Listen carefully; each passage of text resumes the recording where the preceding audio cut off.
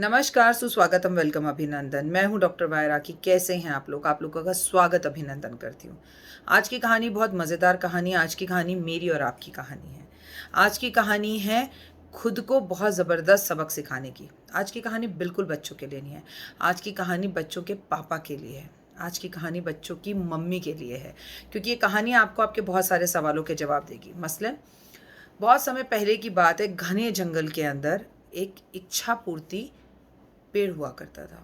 उस पेड़ के नीचे जाकर बैठो और जो बोलो वो इच्छा पूरी हो जाती थी। लेकिन वो घने जंगल के अंदर था और लाखों लोगों ने उस जंगल के अंदर जाने की कोशिश करी ताकि वो उस पेड़ के पास जाएं, अपनी विश बोले और पूरी हो जाए। लेकिन इससे पहले ही उनकी मृत्यु हो जाती थी, क्योंकि कोई चीज़ आसानी से ज़िंदगी में मिलती नहीं है और वो लोग सब लालच में जा रहे थे। लेकिन एक दिन अचानक जंगल में भटकते भटकते एक शख्स उस पेड़ के नीचे जाकर बैठा, लेकिन उसे पता नहीं था कि ये इच्छा पूर्ति पेड़ है। उसकी थकान के मारे आंख लग गई और वो सो गया। जब वो सोकर उठा तो उसने अंगड़ाई ली और अंगड़ाई लेते हुए बोला, बहुत तेज भूख लगी है, काश मज़ेदार पकवान यहाँ मिल जाते। ऐसा बोलते ही सामने मज़ेदार पकवानों की थालियाँ आ गई। उसने भरपेट भोजन खाया। उसके बाद उसने बोला, काश कुछ मीठा खाने को मिल जाता। तो उसने देखा कि सामने हवा में तैरते हुए तरह तरह के मीठे आ गए। कई तरह के मीठे वो घंटों खाता रहा। उसके बाद उसने बोला, काश मुझे कहीं से कुछ ठंडा और मीठा पीने को मिल जाता। उसने देखा हवा में कई तरह के गिलास झूम रहे हैं, ठंडे, रूह अफ़ज़ा और कई तरह के जूसेस और कई तरह के ठंडे पानी और कोल्ड ड्रिंक्स। उसने सबको पिया और अब वो बहुत ज़्यादा खा पी के थक चुका था। वो पेड़ के नीचे बैठ गया, लेकिन अचानक से उसे याद आया कि मैं जो भी चीज़ बोल रहा हूँ वो तुरंत पूरी हो रही है और हवा में उड़ते हुए थालियाँ, गिलास और मिठाइयाँ तो मैंने कभी भी नहीं देखी। इसका मतलब कि इस पेड़ पर कोई भूत है और वो भूत अब मुझे खा जाएगा। ऐसा उसने अपने मन में नहीं सोचा, ऐसा उसने अपने होठों से बोल भी दिया। तो इस पेड़ पर कोई भूत है जो अब मुझे खा जाएगा, मेरी हर इच्छा पूरी करके। इतना बोलते ही एक भूत सामने प्रकट हुआ और उसे खा गया और वो व्यक्ति मर गया। आपके और मेरे जीवन में भी एग्जैक्टली ऐसा ही होता है। आपके और मेरे जीवन में भी हमारा मस्तिष्क है जो हमारी इच्छाओं को पूर्ति करता है, हमारी सब विशेष को कंप्लीट करता है। जैसे बारिश को देखते ही कई लोग बोलते हैं, हो बारिश हो गई, अब मैं भीग जाऊंगा, घर जाते वक्त फिर मैं बीमार पड़ जाऊंगा। और आप बीमार पड़ जाते हैं। मेरे बॉस मुझे कहीं नौकरी से ना निकाल दें। आप ऐसा अपने मस्तिष्क को बोलते हैं और आपके बॉस तुरंत आपको नौकरी से निकाल देते हैं। ये नौकर कहीं मेरे घर पर चोरी ना कर ले, आप ऐसा मैसेज अपने मस्तिष्क को देते हैं और वो नौकर आपके घर में निश्चित रूप से चोरी कर लेता है। कई लोग कहते हैं, कहीं ये मेरा लवर, ये लड़की, ये लड़का कहीं मुझे प्यार में धोखा ना दे रहा हो, और निश्चित ही वो आपको प्यार में धोखा दे रहा होता है या आपको धोखा मिल जाता है। कहीं मेरा तलाक ना हो जाए, और निश्चित ही आपका तलाक हो जाता है। 6 महीने से कोशिश कर रही हूँ लेकिन मुझे बेबी नहीं हो रहा।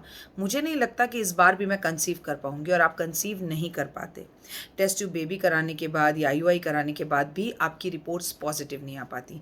हमारी ज़िंदगी में भी भगवान ने हमें इच्छा रूपी एक पेड़ दिया है, वो है हमारा मस्तिष्क, हमारा दिमाग।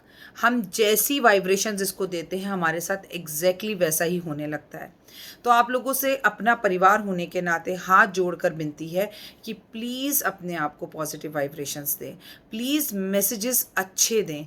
ये काम मेरा 100% हो जाएगा, मैं बड़े घर में जाऊंगा, मेरा इंक्रीमेंट हो जाएगा, मेरा प्रमोशन हो जाएगा, मेरे बच्चे मेरी बात ज़रूर सुनेंगे, अरे मेरे बॉस मुझसे बहुत खुश हैं, ये काम तो मैं चुटकी बजा के कर लूँगा, अरे वाह कितना खूबसूरत मौसम हो रहा है, आज इस मौसम में मैं पकौड़े खाऊंगा। ये क्यों कहते हैं कि मैं बीमार हो जाऊंगा? पॉजिटिव सोचिए, पॉजिटिव कहिए, पॉजिटिव पाइए, पॉजिटिव होगा। अपनी इच्छाओं को अपनी यूनिवर्स के अंदर, अपनी बातों को पॉजिटिवली भेजिए। जो आप भेजेंगे वही रिटर्न में मिलेगा। मैं बार बार अपने दोनों यूट्यूब चैनल पर आपसे एक ही बात कहती हूँ, मन के हारे हार है, मन के जीते जीत, एंड बिलीव इन कर्मा। आओ अपने कर्मास को अच्छा करें, आओ अपने कर्मास का बैंक अकाउंट बढ़ाएं, आओ हम पॉजिटिव बोले। भले ही पॉजिटिव ना हो रहा हो, लेकिन बोलने में कोई पैसा खर्च नहीं होता। अच्छा बोलिए, अच्छा खाइए, अच्छा सोचिए, अच्छा देखिए और अच्छे कॉम्प्लीमेंट लोगों को दीजिए। वाह क्या बात है। लोगों के अंदर खूबसूरती ढूंढने की कोशिश करिए, नेगेटिविटी ढूंढने के लिए तो पूरी दुनिया पड़ी है। आप तो अपने आप में कुछ बदलाव लेकर आइए, ज़िंदगी में बदलाव आएगा। उम्मीद करती हूँ आपको ये कहानी ज़रूर पसंद आई होगी। Thank you so much. आपको 5 मिनट स्टोरी मेरा ये चैनल पसंद आ रहा है, आप मुझे कहानियों के लिए अप्रिशिएट करते हैं। इतने लोग कहानी देखते हैं, उतने ही लोग कमेंट्स भी कर रहे हैं। ये जानकर दिल को बड़ी खुशी मिलती है और अलग अलग तरह तरह की कहानियाँ लाती हूँ। मेरा मतलब आपको बीरबल की कहानी सुनाने का नहीं है, मेरा मतलब आपका एंटरटेनमेंट करने का नहीं है।